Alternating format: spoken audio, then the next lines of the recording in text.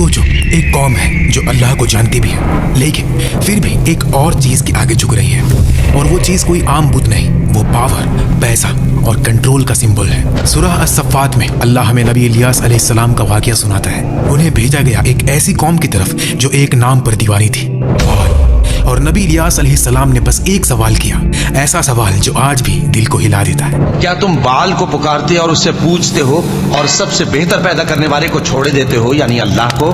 लेकिन रुक जाओ, बाल की स्टोरी जितनी पुरानी लगती है उतनी ही आज ही लगती है। इब्ने कसीर के मुताबिक बाल शुरू में बूत नहीं था, पहले ये एक लक़ब था, आका, मालिक, सरदार। पुरानी जुबानों में फिर फिनकी लोगों ने इसको एक माबूद बना दिया, कहानियों ने इसे अपना सबसे बड़ा खुदा बना दिया, और नबी इलियास अलैहिस्सलाम के ज़माने तक बादशाह अहब और उसकी बीवी जेज़ेबेल ने बाल की पूजा को मुल्क का सरकारी मजहब बना दिया। उनके पास बाल के 450 रहनुमा थे जो फुल टाइम सरकार से पैसे लेते थे और बादशाह के दस्तरख्वान पर खाना भी खाते थे। ये कोई आम लोग नहीं थे, ये उस जमाने के मशहूर लोग थे जो सोसाइटी को बताते थे कि क्या सोचना है, किसको फॉलो करना है और किसको पूजना है और क्या कुर्बानी देनी है। और बाल क्या वादा करता था? बारिश, फसल, जरखेजी, दौलत, कामयाबी, दुनिया की हर चीज, मालो मता और सब कुछ। लेकिन अब बात अंधेरी हो जाती है, बहुत अंधेरी। लोग बाल को इसलिए नहीं पूछते थे कि वो बेवकूफ थे, वो इसलिए पूछते थे क्योंकि वो डर रहे थे, सूखे से, भूख से, नुकसान से और अपनी जिंदगी पर कंट्रोल खोने से। और यही डर बाल की पूजा को खतरनाक बनाता था। बाल की पूजा में कुर्बानी होती थी, कुछ रिवायतों में सिर्फ जानवरों की नहीं, बच्चों की भी। लोग अपने बच्चों को धात के बड़े बुतों में जला देते थे और ढोल इतनी जोर से बजाते थे कि बच्चों की चीखें दब जाती थी। इसको आग से गुजरना कहा जाता था। पहले ये काम बड़े लोग करते थे और फिर ये ट्रेंड बन गया, फिर नॉर्मल हो गया, फिर ऐसा माहौल बन गया कि जैसे जरूरी हो। बहुत पुराने जमाने की बात है, जब बनी इसराइल अपने अंबिया की हिदायत के बाद भी बार बार दुनिया की चमक और नफ्स की ख्वाहिशों में फिसल जाया करते थे। तौहीद का पैगाम उनके पास था, तौरात का इल्म भी था, लेकिन जब दिल कमजोर होता है तो इंसान हक को भी अपने फायदे के हिसाब से बदल लेता है। इसी दौर में जब बनी इसराइल के कुछ कबीले फिलिस्तीन और उसके आसपास से निकलकर शाम और सीरिया के इलाकों में फैल गए तो उनकी जिंदगी का रंग धीरे धीरे बदलने लगा।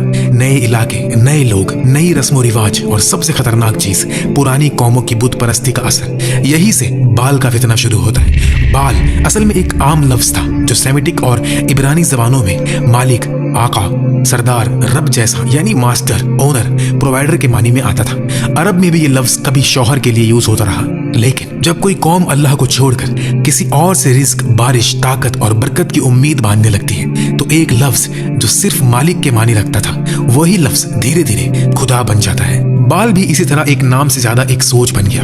लोगों को लगने लगा कि हमारी जिंदगी का निजाम अल्लाह के हाथ में नहीं, किसी और ताकत के हाथ में है, और बस यहीं से शिर्क की जड़ मजबूत होती चली गई। फिर उस सोच को एक शक्ल दी गई, एक बुत, एक आइडल की शक्ल दी गई। सीरिया के इलाके में बालबैक के आसपास जब बनी इसराइल का एक कबीला आकर बसा तो उन पर एक सख्त दिल जालिम हुक्मरान मुसल्लत हो गया। उस हुक्मरान को सिर्फ अपनी बादशाहत प्यारी थी, और बादशाहत तब ही चलती है जब लोग डर में रहें और जब लोगों के सर झुके रहें। लेकिन सर सिर्फ तलवार से झुकता रहे तो एक दिन बगावत बन जाता है। सर अगर अकीदे से झुक जाए तो बगावत का रास्ता बंद हो जाता है। हुक्मरान ने इसी बात को समझा और उसने अपनी हुकूमत को मजबूत करने के लिए एक ऐसा मजहबी निजाम खड़ा किया जिसमें लोग अल्लाह के बजाय बाल को रब समझे और बादशाह को बाल का निगहबान और रिप्रेजेंटेटिव मान ले। यानी बुत परस्ती सिर्फ इबादत नहीं रही, वो पावर का निजाम बन गई। इस तरह बाल का आगाज हुआ, पहले लफ्ज, फिर सोच, फिर आइडल, फिर रिवाज और फिर निजाम। और जब निजाम बन जाता है तो सिर्फ आम लोग नहीं, बड़े बड़े प्रीस्ट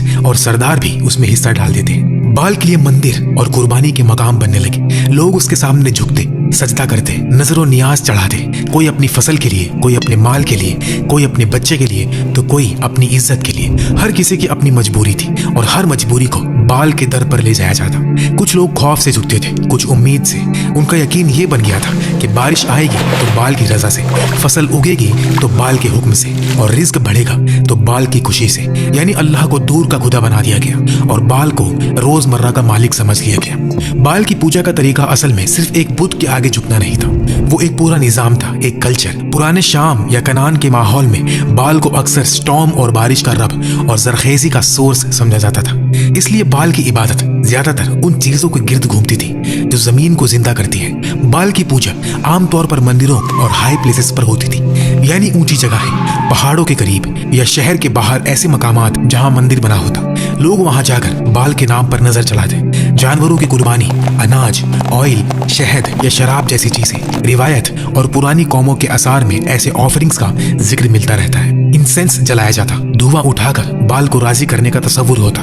प्रीस्ट का किरदार भी बहुत बड़ा था। वो रिचुअल्स करते, दुआएं पढ़वाते और लोगों को ये फील करवाते कि बाल का निजाम चल रहा है। बाल खुश हो गया तो बारिश आएगी और नाराज हुआ तो कहत आ जाएगा। कुरान बाल का जिक्र इशारा करके नहीं करता।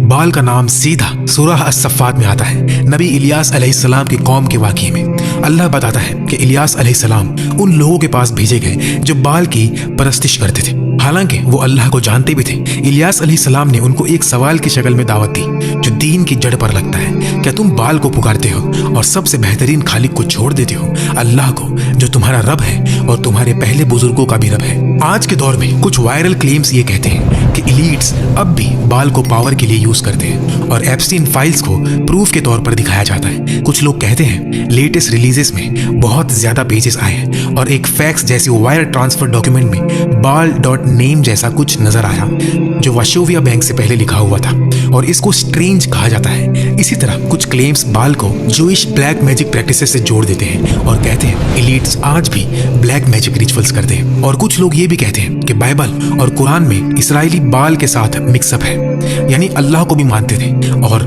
बाल को भी। ये जिक्र हिस्ट्री में मिलता रहा है। वक्त का पहिया मॉडर्न एरा तक आता है और 2026 में एप्स्टीन फाइल्स का बड़ा बैच पब्लिक डोमेन में आता है। कुछ रिपोर्ट्स में ये जिक्र होता है कि 2017 के ईमेल रिकॉर्ड्स में काबा के किस्वा के 3 फ्रेम्ड पीसेस के शिपमेंट का मेंशन मिलता है, यानी वो काला गिलाफ जो काबा पर होता है। कुछ आउटलेट्स इसे sacred cloth pieces shipped to Epstein के एंगल से रिपोर्ट करते हैं और कुछ में यूएई लिंक्ड इंटरमीडियरीज का भी जिक्र आता है।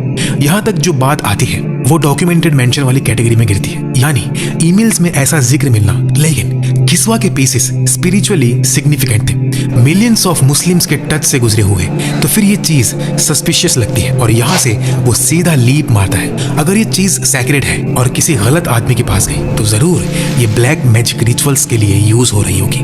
बस यहीं पे वो लाइन क्रॉस होती है जहाँ एविडेंस खत्म होता है और एजम्पशंस शुरू होती है। सैक्रेड चीज का किसी ना अहले या गलत इंसान के पास चला जाना वाकई बहुत बुरा और घिनौना लग सकता है, लेकिन सिर्फ इससे ये साबित नहीं होता कि जरूर कोई जादू या ब्लैक मैजिक रिचुअल हुआ है। कुछ इस्राएली रिवायतों में ये जादू टोना, ये ऑकल्ट थ्रेड्स का लिंक सुलेमान अलैहिस्सलाम के नाम से भी जोड़ा जाता है। इस्लामिक रिवायतों में नबी सुलेमान अलैहिस्सलाम का मकाम बहुत क्लियर है। अल्लाह ने उनको अपनी इजाजत से खास इख्तियार दिया, जिन, हवा और कुछ असबाब पर, लेकिन ये सब अल्लाह के हुक्म और जस्टिस के साथ था, जादू के साथ नहीं। और कुरान सीधा बात करता है कि सुलेमान अलैहिस्सलाम पर सिहर का इल्जाम गलत है। सिहर का ताल्लुक शयातीन की तालीम से जोड़ा गया। सूरह अल बकरा की आयत नंबर 102 का सेंट्रल पॉइंट यही है। और फिर कुछ रिवायतों में और भी जोड़ा जाता है कि सुलेमान अलैहिस्सलाम के बाद शयातीन ने फॉरबिडन मैजिक की किताबें छुपा दी और लोगों ने बाद में उसे गलत तौर पर सुलेमान अलैहिस्सलाम की तरफ मंसूब कर दी। ये नरेटिव इस्लामिक तफसीर और रिवायत के अंदर वार्निंग स्टाइल में आता है। इसका मकसद ये समझाना होता है कि लोग हिस्ट्री में हक को उल्टा कर देते हैं, नबी का नाम इस्तेमाल करके अपना बातिल इल्म लेजिट दिखाते हैं। फिर कहानी अब एक और पुराने, धुंधले और राज भरे मकाम पर पहुंचती है। बाबेल यानी बेबीलोन, ऐसा शहर जहां इल्म भी था, शोर भी था और फितनों की हवा भी। और यहीं से सिहर यानी हराम ब्लैक मैजिक का एक इम्तिहान शुरू होता है। फिर कुरान का एक सख्त लेकिन बहुत क्लियर पहलू सामने आता है, हारूत और मारूत। अल्लाह ने बाबेल में 2 फरिश्तों को टेस्ट के तौर पर भेजा, लेकिन ये टेस्ट बिल्कुल लियो जैसा नहीं था। ये पहले दिन से वार्निंग के साथ था। हर कोई जो उनके पास आता उनको सीधा रोका जाता, जैसे कोई दरवाजे पर खड़ा होकर पहले ही कहते, सुन लो, ये जो चीज तुम सीखने आए हो ये कोई खेल नहीं, हम सिर्फ एक इम्तिहान है। इस रास्ते पर चले तो दिल भी गिर सकता है और इंसान कुफ्र के करीब पहुंच सकता है। लेकिन फिर भी कुछ लोगों की फितरत तो देखो, जहां वार्निंग होती है वहां भी वो पावर ढूंढते हैं। उनको हिदायत नहीं चाहिए होती, उनको शॉर्टकट चाहिए होता है। उनको अल्लाह से दुआ का रास्ता नहीं चाहिए होता, उनको कंट्रोल का रास्ता चाहिए होता है। और जब इंसान का मकसद कंट्रोल बन जाए तो वो इल्म को भी जुल्म बना देता है। कुछ लोग इस चीज को मिस यूज करते थे, घर तोड़ने के लिए, लिए, रिश्ते तबाह करने के लिए, मियाँ और बीवी के बीच नफरत और जुदाई डालने के लिए। यानी वो चीज जो वार्निंग के साथ समझाई गई, इंसान ने उसी को अपने नफ्स का हथियार बना लिया। नेब्यूकूदनेस्सर के दौर में जब यहूदियों को कैद करके बेबीलोन ले जाया गया तो वो एक ऐसी जगह आ गए जहाँ राजदार और ब्लैक मैजिक टाइप के आइडियाज और सिंबल्स वाली सोच पहले से मौजूद थी। कुछ रिवायत के मुताबिक वहां रहकर कुछ लोगों पर उस माहौल का असर पड़ा और दीन को सीधी हिदायत की बजाय हिडन नॉलेज और सीक्रेट सिंबल्स नेम्स वाली सोच में समझना शुरू कर दिया। आगे चलकर इसी तरह की एसोट्रिक सोच को कुछ लोगों ने कब्बाला की शक्ल में जमा किया, जहां डिवाइन नेम्स, सिंबल और इन्वोकेशंस का जिक्र होता है। इस्लाम के नजदीक रूहानी रास्ता दुआ, इबादत, कुरान और सुन्नत से खुलता है, ना कि सिंबल्स और सीक्रेट फॉर्मूलाज से, पावर निकलने से। इसलिए ऐसी प्रैक्टिसेस को इस्लाम में हराम और शिर्क के करीब समझा जाता है।